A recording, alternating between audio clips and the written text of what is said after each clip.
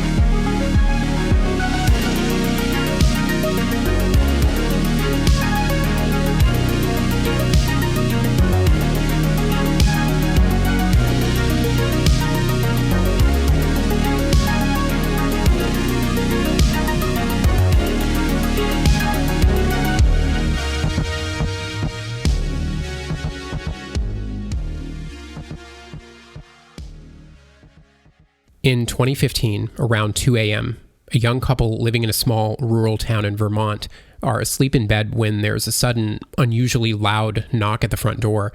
The woman gets out of bed and she looks outside through the window as the thoughts are racing through her mind who it could possibly be at this hour. They're right in the middle of a snowstorm, and she wonders if somebody's maybe broken down or stuck on the nearby road. She can see that the motion light's been triggered outside, and that there's at least one or more sets of footprints leading to the front door. There are no signs of a car, however, in sight. No tire tracks or lights, nothing at all, just footprints in a snowstorm. The woman then wakes her husband, who's apparently a heavier sleeper, and they head downstairs not knowing what's on the other side of the door. They can see someone's casting a shadow through the window, but they can't actually see who's there from their vantage point. Still thinking it's probably somebody who's had some trouble with the inclement weather that needs help, they warily open the door to see two children, a boy and a girl, both approximately age 8. They're in strange clothing, not at all suitable for winter, with odd-looking haircuts, and it's like they're from another era in the past or something. They're just gazing at the ground, avoiding eye contact with them. Rather than concern or worry for these kids, the couple are immediately struck with this unnerving sense of dread, almost a repulsion. Alarm bells are going off here. Something's clearly not right with these kids. So one of them asks, "Where are your parents?" Still gazing at the ground, avoiding eye contact, with no emotion or inflection in their voices at all, these two strange kids respond almost in unison. "They'll be here soon." Against their better judgment, they talk it over. They think, well, maybe they're lost. It's cold out. They must be freezing. They could be in shock. They ultimately decide to invite them inside.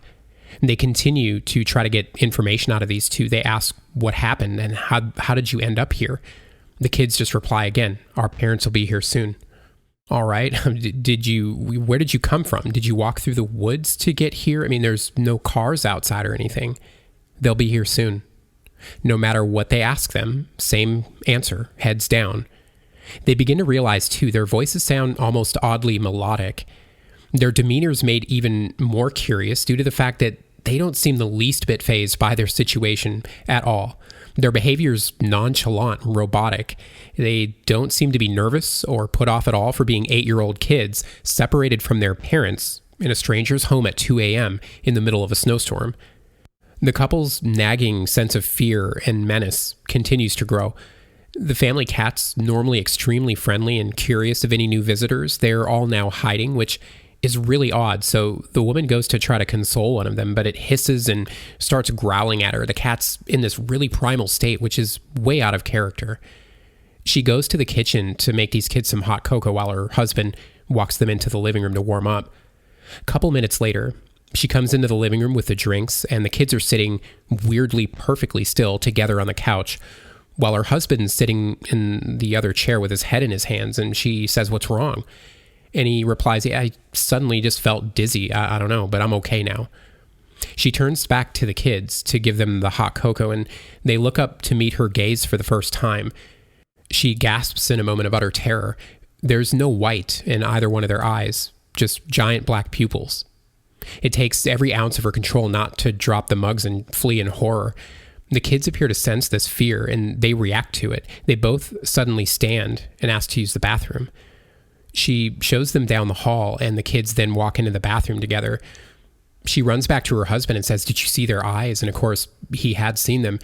They begin to speculate whose kids these could possibly be when the husband's nose starts bleeding. In all the years she's known him, she's never seen him have a single nosebleed ever. She feels deep down, she just knows this has something to do with them. Somehow they're causing it. She begins sobbing and runs to go grab him some tissues. At that moment, the power then cuts out in the home, and they're suddenly in near darkness. She heads back toward the living room when she's startled to suddenly come upon the two children standing motionless in the hallway. After an uncomfortable, heavy silence, one of them finally says, "Our parents are here." They turn and head to the front door. They open it, and without closing it behind them, the two mysterious kids simply walk outside.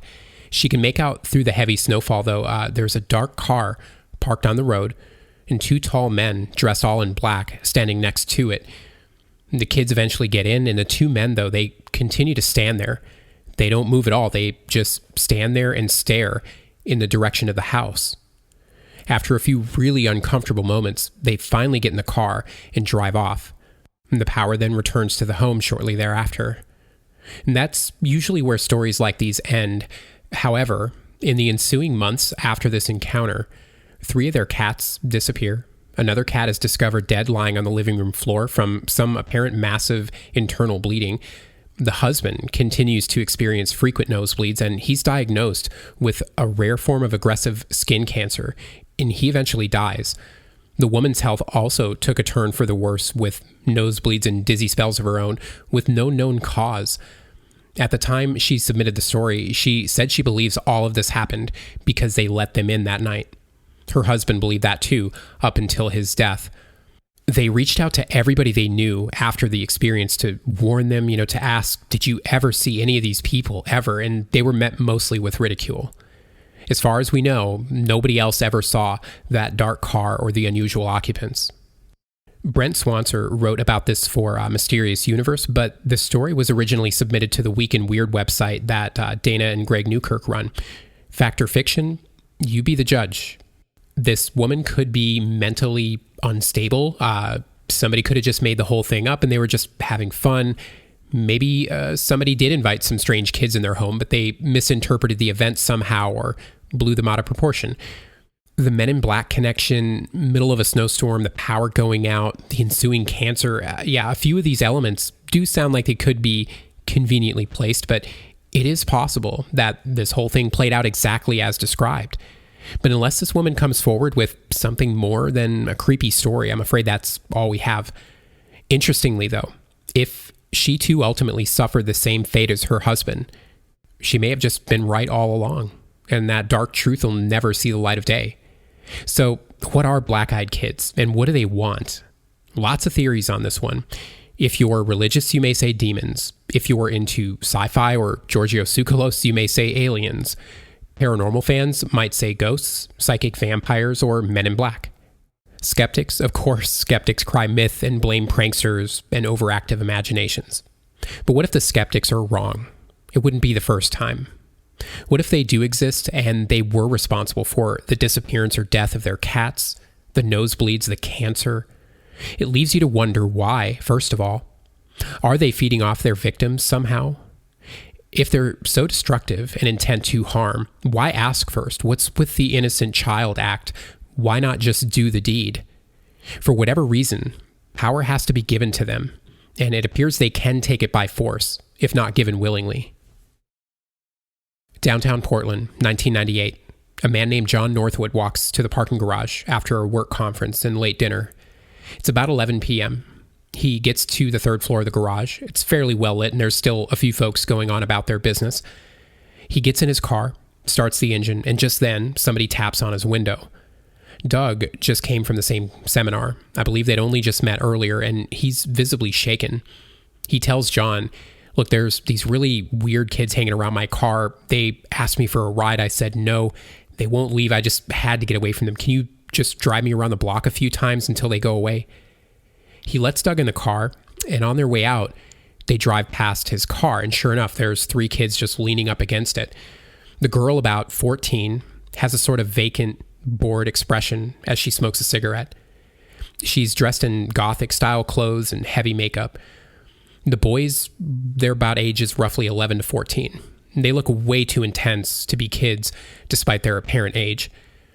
John's eyes then suddenly start itching, and it's intense. Like all he can think to do is slow down and rub his eyes because he feels like, for whatever reason, he has to stop and get a better look at these kids. In John's own words, this is a big mistake. The boys then saunter their way over quickly to John's car, one on each side of them. The girl continues to lean up against Doug's car. John double checks to make sure his doors are locked, and they are. He asks, why are you standing around this guy's car? The younger boy says, it's scary out there all alone. We just wanted to ride home, in the most innocently creepy way.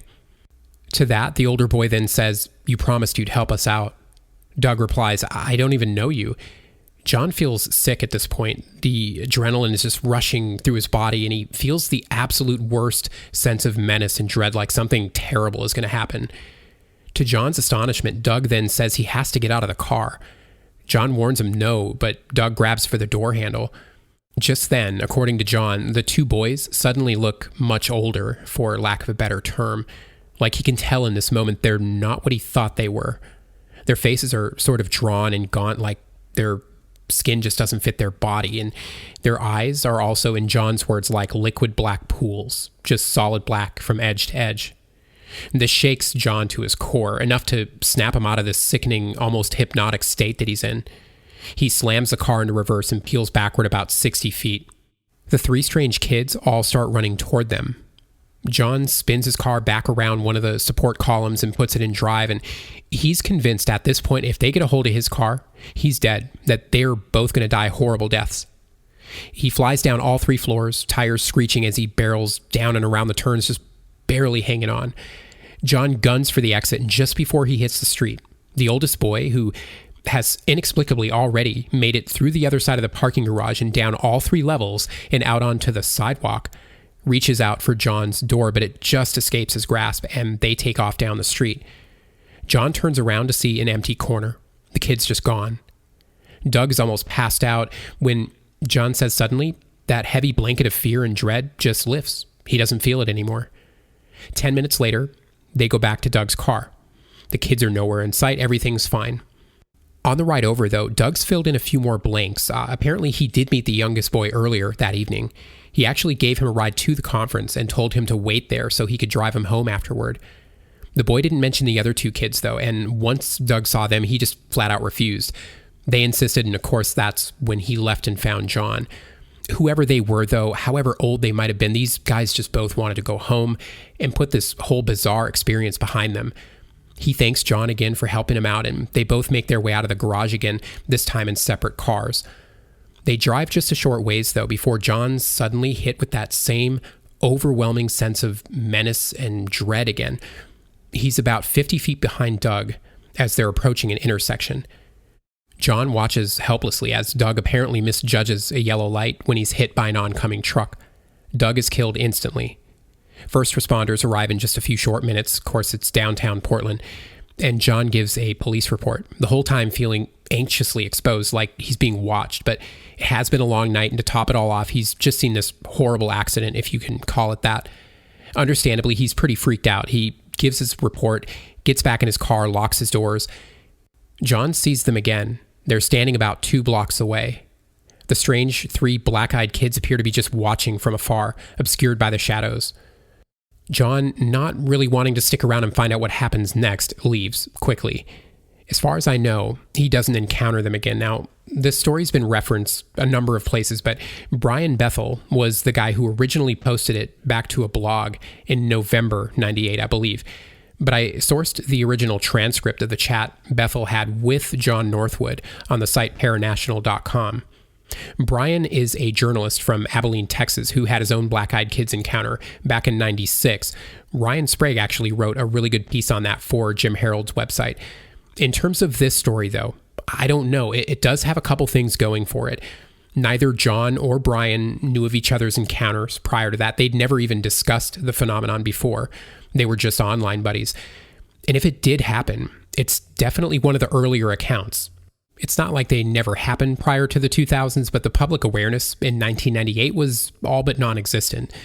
My skeptical mind thinks this sounds exactly like an X-Files episode, I'm not going to lie. Without a copy of the police report or a corroborating witness, all we have is a story we can't prove or disprove. I mean, give me something. Does Doug have a last name? Any mention of the guy in the paper, local news, obituaries? John insisted he was telling the truth, and he seemed sincere, but unless you're on trial and you have a really good lawyer, sadly, that's not enough. I realize, too, this is like a third or fourth hand story here, but if it is true, and these kids weren't really kids, they were sinister entities of some kind intent on inflicting harm or death, that raises some disturbing questions. Did Doug seal his fate earlier that evening by giving the youngest kid a ride? Remember, he said he had to get out of the car when the boys were flanking them in the garage, like he was operating under somebody else's will. And what about John? He felt so compelled to stop and get a better look at these kids. His eyes were bothering him that badly. It doesn't sound like a rational decision. So do these beings have the ability to influence our minds? Did they somehow compel John to stop the car so they could lure Doug out because that man had already signed his own death warrant? Many say, yeah, that's exactly what happened. And the stories that continue to roll in, they appear to reinforce these narratives. We're going to take another quick break here, and when we come back, I'm going to turn up the high strangeness factor a few notches, so stick around.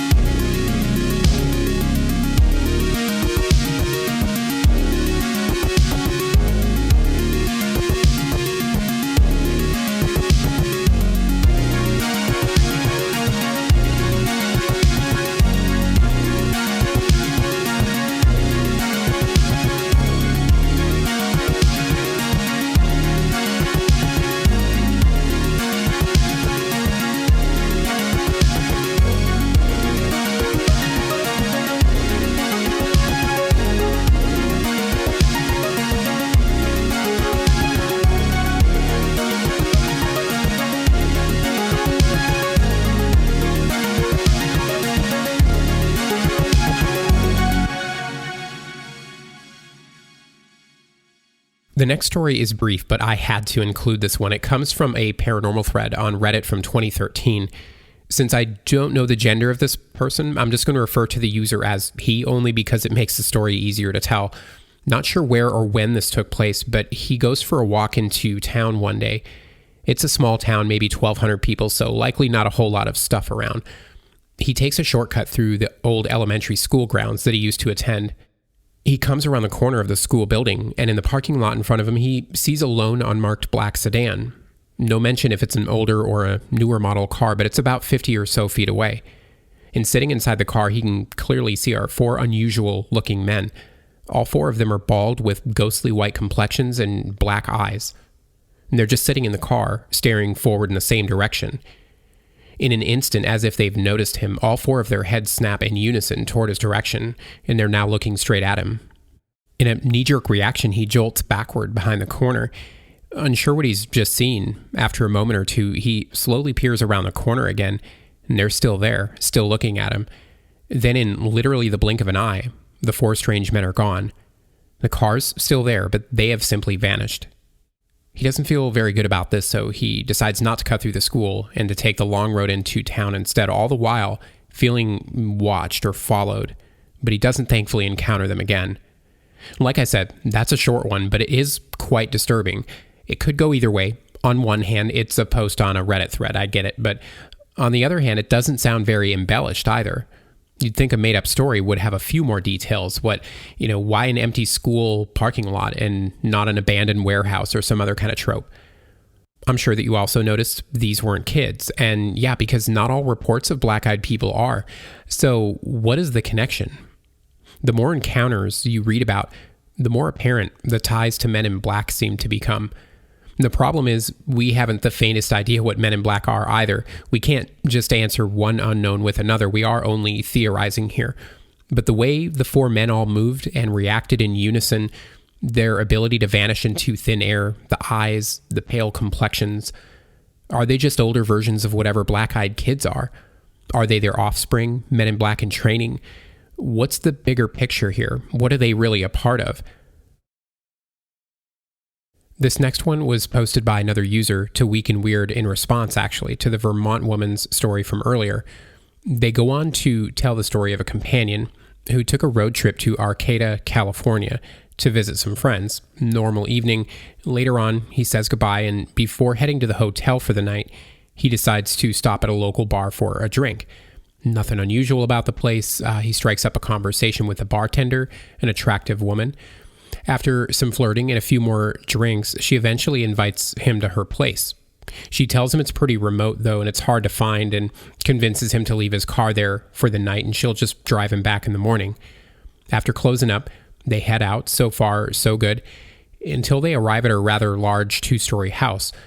He starts to just get a really bad feeling. This irrational fear begins to settle in out of nowhere.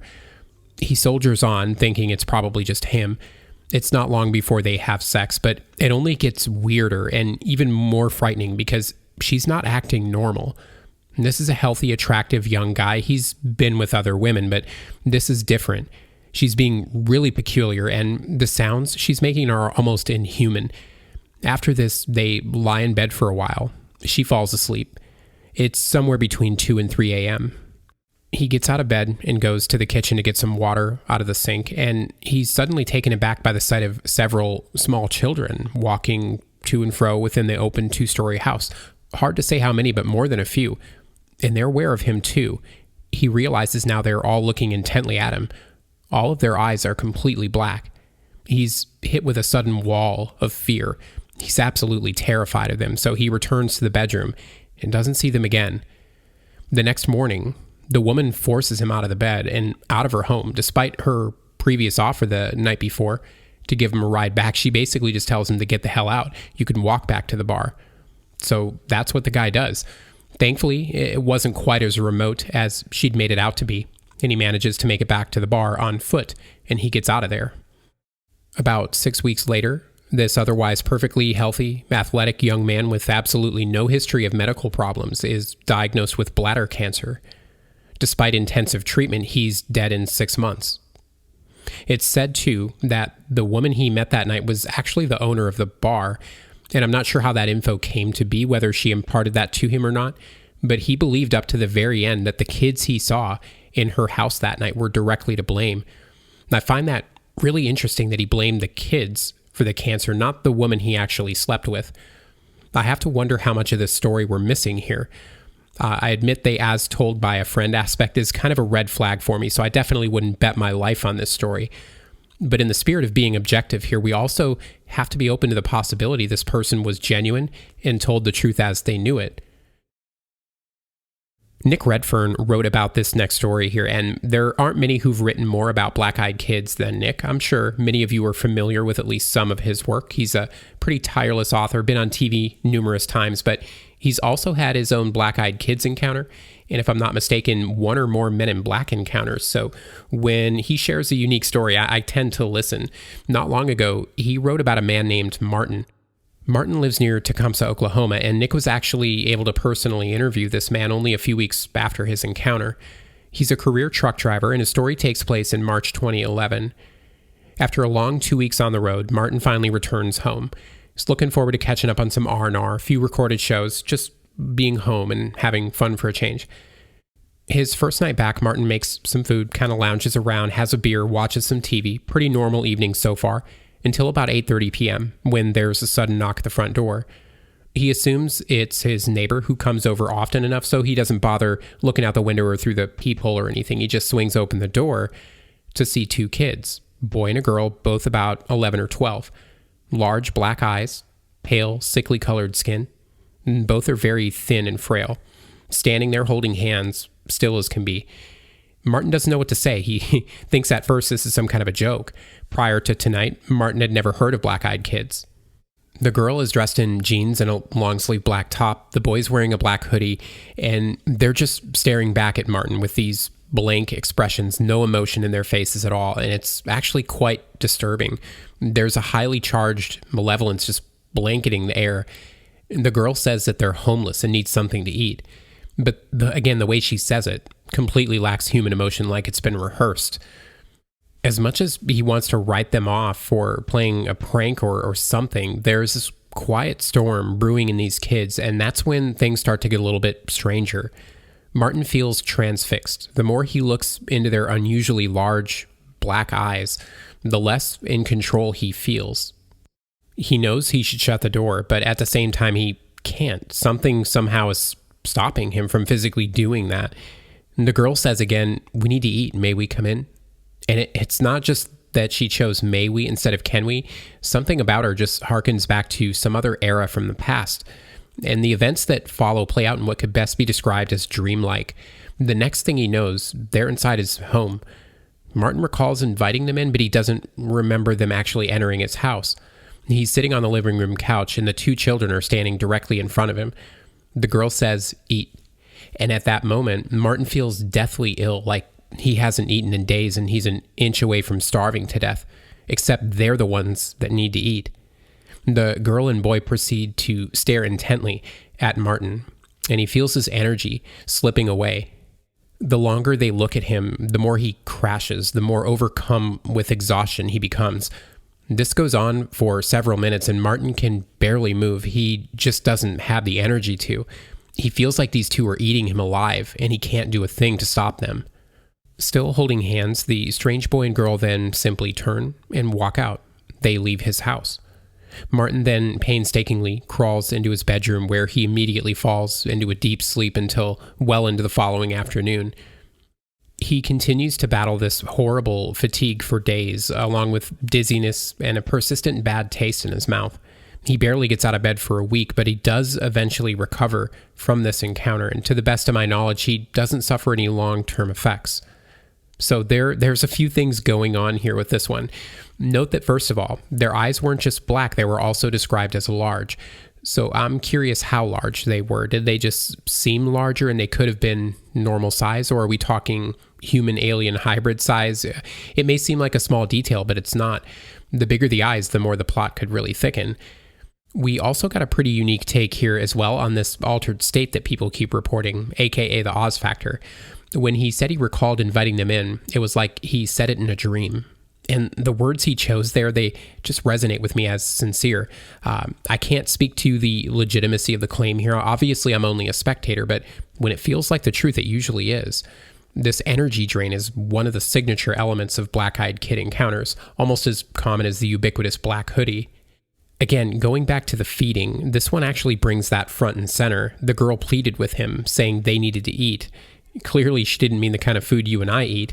And I find it curious that men in black are often reported to ask for food or water as well, only they never have any earthly idea what the hell to do with it. They usually just stare at it and never touch it.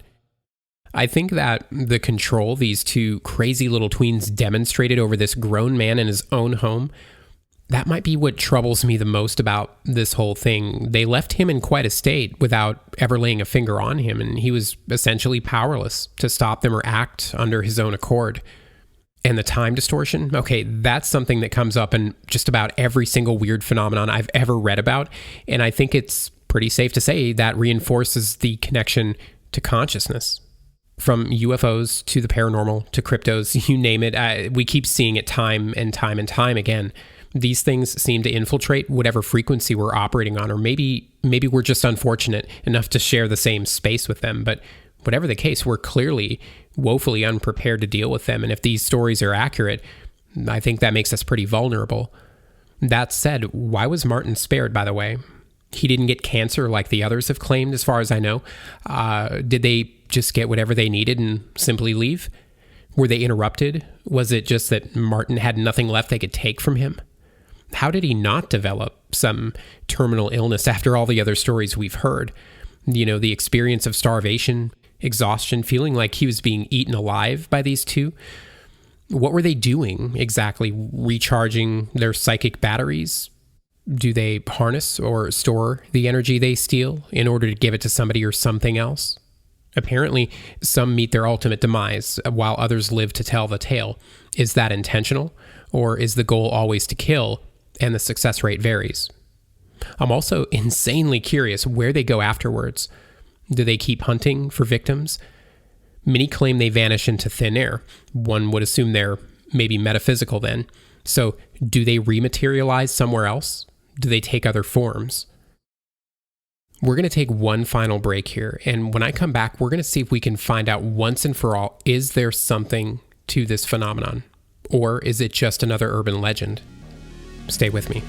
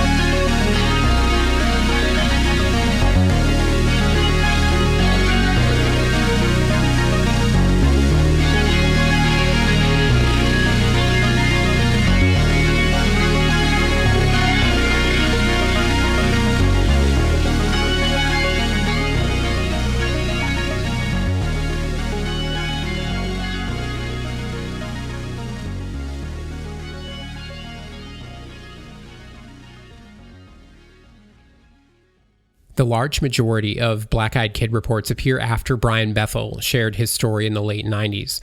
A few earlier mentions exist here and there, but they're pretty sketchy at best. It's convenient, isn't it, that we have people saying, Black-Eyed Kids killed my friend or gave my husband cancer, yet they're posting this stuff anonymously to somebody's blog. Not the most credible thing a concerned loved one would do, but maybe that's just me. People always say, call the police if you see them. And I'd love to find a bunch of reports where this happened, but I'm not seeing any. It would be great if law enforcement could weigh in on this with any kind of context for or against it, but nope. Honestly, I think the one thread that keeps it all from unraveling is Men in Black. That's one phenomenon I wouldn't dismiss outright, and I think there's enough there to suggest there might be something to it. Is it conceivable that somebody just borrowed enough elements from them to make black-eyed kids more believable? Definitely. And that said, some people have eye conditions. Kids do buy black contact lenses. We see things that aren't really there, and people do make things up. Yet, despite the fact that UFOs and remote viewing, for example, are both profoundly strange topics, they exist whether we like it or not, as does the supporting evidence. So, are we really stretching it that much by entertaining these stories? On one hand, I don't know of any good reasons a grown man would lie about a couple of weird-looking kids that Jedi mind tricked their way into his house and psychically drained the energy from his body. On the other hand, everybody has their own moral compass, right? They're not difficult stories to make up if you have any rudimentary knowledge of the paranormal. But then, why aren't we seeing more reports? They appear to arrive in the late 90s. They snowball for a while, peak in 2013, and then slowly fade away. It all reached a fever pitch thanks in large part to some alleged videos of black-eyed kids circulating on the internet that ended up being part of the late 2012 release of a made-for-YouTube film called Sunshine Girl and the Hunt for Black-Eyed Kids. And I don't know if you've seen it. I don't want to get too opinionated here, but I'll just say it doesn't really lend any credibility to the subject. And I also found a great article on skeptoid.com that may offer a little insight into Bethel's original claim. The very same day he posted his black-eyed kid story for the very first time, he also made another post to a different blog.